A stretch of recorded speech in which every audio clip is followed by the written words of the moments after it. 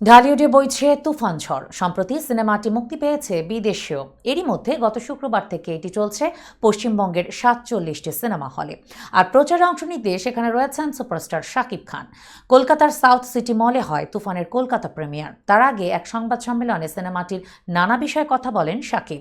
পাশাপাশি সেখানকার বিভিন্ন সংবাদ মাধ্যমের মুখোমুখিও হচ্ছেন এই তারকা।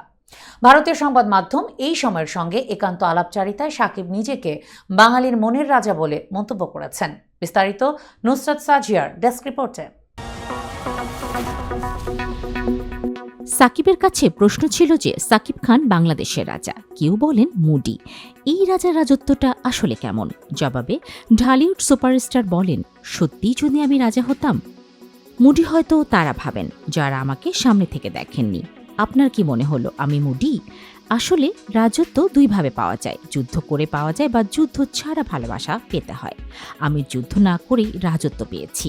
আমি বাঙালির মনের রাজা। তুফানের কিছু দৃশ্যে বলিউড সুপারস্টার শাহরুখ খানের কিছুটা ছায়া খুঁজে পাওয়া যায় সাকিবের শান্ত চরিত্রের মাঝে। যারা দেখেছেন বিষয়টি নিশ্চয়ই তারা খেয়াল করেছেন।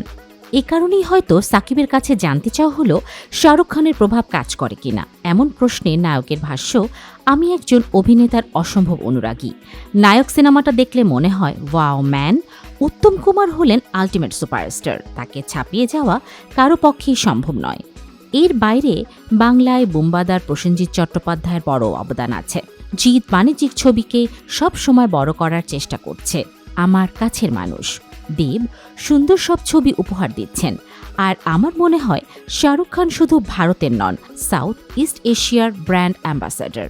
দুবাইয়ে উনি কোনো কিছুর ব্র্যান্ড অ্যাম্বাসাডর শুনলেই গর্ব হয় যে হলিউডের কেউ নন, আমাদের শাহরুখ ব্র্যান্ড অ্যাম্বাসাডর।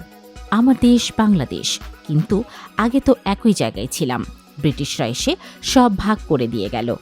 আমাকে বাইরে অনেকে ইন্ডিয়ান বলেন, তাতেও অসুবিধা নেই।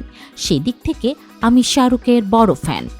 এমন একটা পর্যায়ে যে দায়িত্ববোধ আসে সেটা কেমন জানতে চাইলে সাকিব বলেন, আগে বেশি কাজ করতাম, কিছু ভালো কাজ হতো, কিছু এভারেজ কাজ করা হতো দায়িত্ববোধ থেকে।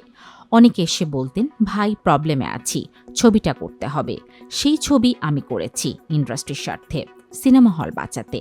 অনেক ঘাত প্রতিঘাতের মধ্য দিয়ে গিয়েছি। এর মধ্য দিয়ে যেতে যেতে একটা জিনিস বুঝেছি, দেশের মানুষ আমায় ভালোবাসেন, দেশের বাইরের কিছু মানুষও ভালোবাসেন। আমি একটা ভালো কাজ করলে তারা আপ্লুত। তখন মনে হয়েছে গুণগত মানের ভালো কিছু ছবি করতে হবে, তাই তুফান বাঁচলাম। প্রসঙ্গত গত 28 জুন থেকে 4 মহাদেশের 14টি দেশে একযোগে মুক্তি পেয়েছে তুফান।